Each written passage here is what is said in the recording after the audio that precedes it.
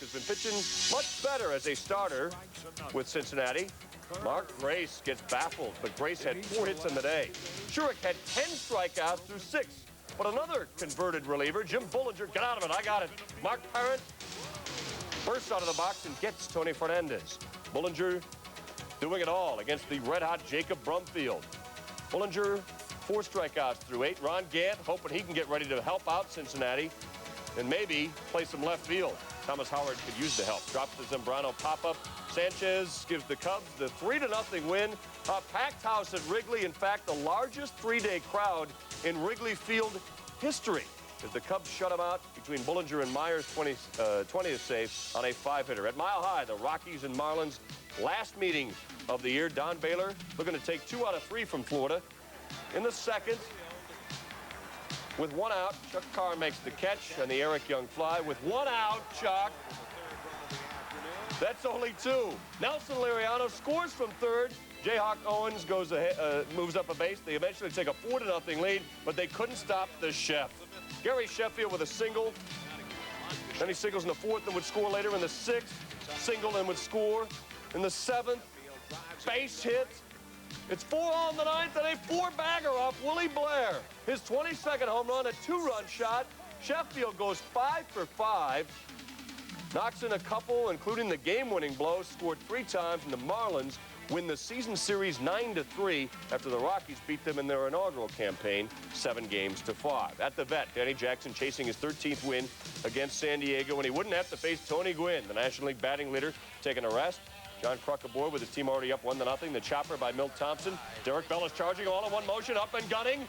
Here it is on a 1-hopper, but it is a bad hop. Hits the mound, Kruk is in, fills up 2-0. Then it is Mickey time. Morandini, diving stop, gets some turf, and robs Eddie Williams. To the 9th, Phillies with a scant 2-run lead. Ray McDavid aboard. Morandini robs Brad Ausmus. Next batter, Billy Beane. Singled, Ausmus at third, runners at the corners. Louis Lopez gets fooled by the Doug Jones change. And the Phils hold on to win it 5-3. So Jackson gets his 13th. Jones' is 26th save of the year, and he's now tied for 14th with Dave Smith on the all-time save list. But the Padres win the season series 8-4. Series, but Charles Nagy went right after him. Struck out 3 of the first 6 he faced, but trouble in the 3rd. Bases juice. He walked Thomas and decides to go after Franco, and Julio, hitting .455 in his career against Nagy, does it again. Knocks in Guillen and Raines. Sox built a 3-0 lead. Tried to close it to 1, but once again, Franco gets after Nagy, and that one's going to make it. Out of the crowd, the biggest crowd in Jacobs Field history. Franco's 17th gave him a 4-2 lead, and Alex Fernandez did the rest. Painted Albert Bell into a corner. Whiffed Eddie Murray. He gave up just 5 hits over 8 innings. To the 9th, the Indians threatening again. Osmacher on a relief. Ventura bobbles. Guns. Franco didn't get Eddie Murray, but he's got another chance. Edward, you're a veteran. Murray gets caught in the crossfire. Hernandez closes it out, and the Indians get beat 4-2. It's a 2-game lead for Chicago now. No home runs for Cleveland after hitting 18 the last 5 games. They end up splitting both 4-game sets the last 11 days. Chicago wins the season series 7-5. Alex Rondell White. What a huge day he had against the one-time Expo Kevin Gross. Even slapping that shot off him. Juan Bell tied it at 1. Stayed that way in the 3rd. Darren Fletcher, Clifford Floyd aboard, and man overboard. Rondell White with a 3-run shot, his first of the year in a big moment, Dave. Well, Rondell White, they've been talking about this young man. He's only 22 years old out of Georgia, but a lot of people compare him to a young Andre Dawson. Great power, great speed. Maybe he doesn't quite have the throwing arm of an Andre Dawson, but Felipe Alou likes what he sees. And the hits just keep on coming for the young Expos. So far, White has driven in every run in the game. He does it again. He doubles in Fletcher and Floyd. The Dodgers had gotten it down to a 1-run game. By the time White is through, he knocks in 7 runs, including an RBI single in the 8th. That is an Expo record. He goes 4 for 5 in the day. He could have knocked in more. He struck out in the 30 club now. Getting old? I don't know. We'll see more of him later in this game. But in the meantime, Jose Vizcaino decides to get the out of first. David Segui coming home, but so is Royce Clayton, who beats the throw. The Giants with a 3-0 lead. Bud Black cruising along, but then Ryan Thompson looking to go yard, and it is over the wall. So is Darren Lewis. A spectacular grab. Celebration wasn't bad either. Birthday boy comes in, Thompson up in arms over it. Check it out. Timed it perfectly. Actually dug deep over the wall and took away a home run from Thompson. Then it is Jeremy Burnett's with a sky-high fly. Giant strides by Darryl Strawberry. And he is all legs. Let it fall in. And one Mets fan remembers when he did that for them. 7th inning, down to a 1-run lead. Monteleone on a relief of Black. Todd Hundley continues to hammer the ball. His 15th of the year, a 2-run shot. Turns it around, 6-5. John Franco on a relief. Barry Bonds with a bullet that practically knocks over Burnett's in right. And it's a big shot. He knocks in 2 with that. Gives the Giants the lead.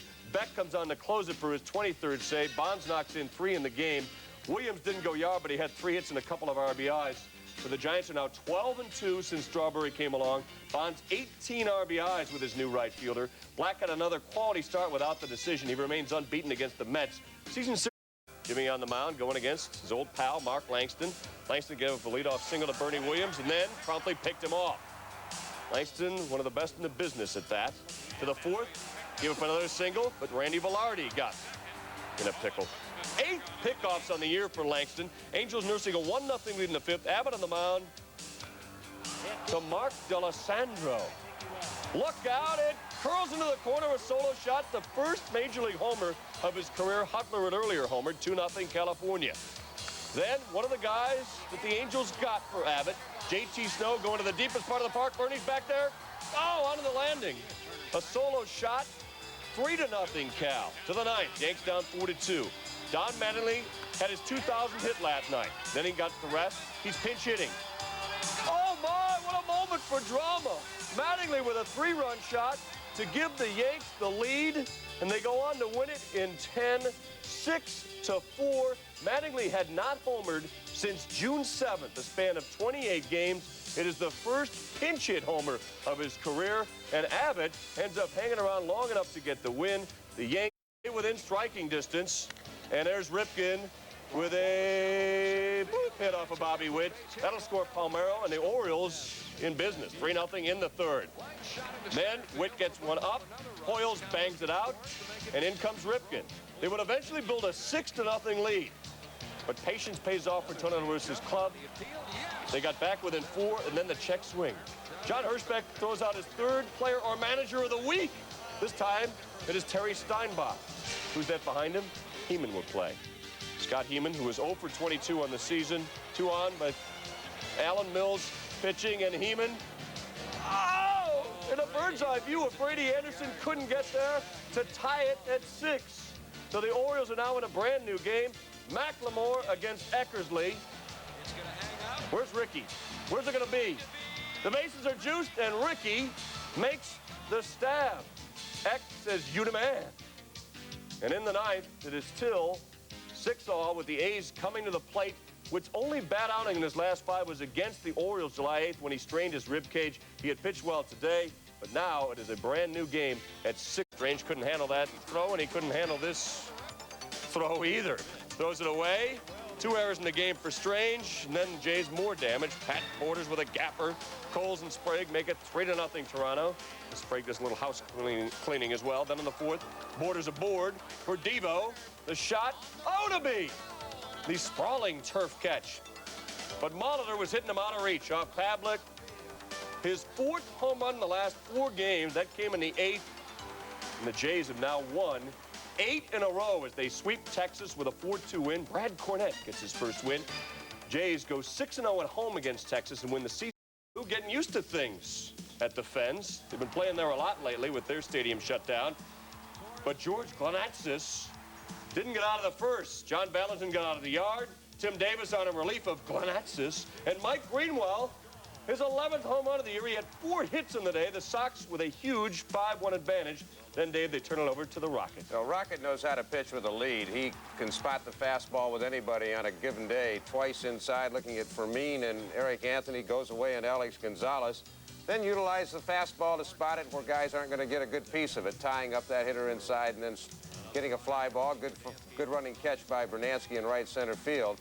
And he can still punctuate it with a strikeout, getting Reggie Jefferson here to end the sixth with 2 on and 2 out. So Roger Clemens is still the man in Boston. He's the franchise. One of the few things to root for this season. He's up within a win of 10 now. He has 152 strikeouts with the 6 on Sunday. He's still 18 behind Randy Johnson, though. He's now 15-6 in his career against the Mariners. He gets de Jesus looking for his first win in the American League. Gagne trying to help him out. Oh, it was spectacular, but it wasn't an out. And in the 8th, the Royals were up 6-3, looking to add more. Chris Gomez getting used to the other side of second base. Fielder with a nice snatch, but still didn't get him. But it was still 6-3 in the 8th. And then Mr. Triple Play, Gary Gaetti, touches third, the turn, the relay. Oh, just barely, not in time. Yes, it's only 2, Bruce Keeson. But your lead is only 2. Over to Jeff Montgomery. McRae concerned. And he got a fishing expedition on Allen Trammell, and Montgomery continues to breeze along. The Royals now 28-25 on the road. The Tigers have lost 6 out of 7. It's DeJesus' first win since August of '91 when he was with Philadelphia. The Ham Hock. Hamlin hit his 19th home run. That's 3 shy of Bo Jackson's Royal record for a rookie. Ended the day with 93 RBIs. Didn't mean to, but he got enough of John Lieber to flare it in there and knock in a couple of more. Biggio and Finley give him 95 RBIs and a 2-0 Houston lead. To the 5th. Lieber's still in there. Scott Service grounded. Tom Foley not only boots it once. Get after it. Get over there. Kicks it again. They give it back to him, and he says, get that thing out of here. 3 batters later, bases juiced, and Biggio with a granny off Lieber. His 6th of the year, and the Astros are doing it again. 9-0. They are dunking the Pirates. Darryl Kyle can work with a lead like that, especially with this kind of D. Andujar Cedeno, crossbody, gets his man, Lloyd McClendon. Bagwell with the stretch, and then extends himself with the plate. Not once, not twice, off Ravello Manzanillo. 2 home runs, 5 RBIs in the day. He's up to 98. The Astro record for a single season is 110 by Bob Watson. He's now hit 20 home runs in the Astrodome. That's a single season record. And he has 62 extra base hits. Jimmy Wynn's club record, 69. Set back in 1967 when he also set the club record for home runs with 37. He's 5 shots. Charlie O'Brien, top of the 4th, tied at 1. The deep drive to left. Charlie watches, Tewksbury watches, and they both watch it hit the fair pole for a 3-run homer, 4-1 Atlanta. Well, Tewksbury's upset because Charlie took a little too long to admire it. So was Rick Sutcliffe, who uses words we don't use on this show. The Braves preserve the lead. Pagnozzi up the middle, and the Lemmer gets his man. After a Jose Oliva homer made it 8-2, Charlie O'Brien came up. Tewksbury says, admire this. Jerry Lane, who had warned Tewksbury, tosses him. And the Braves win it by a final of 8-5. Tewksbury gave up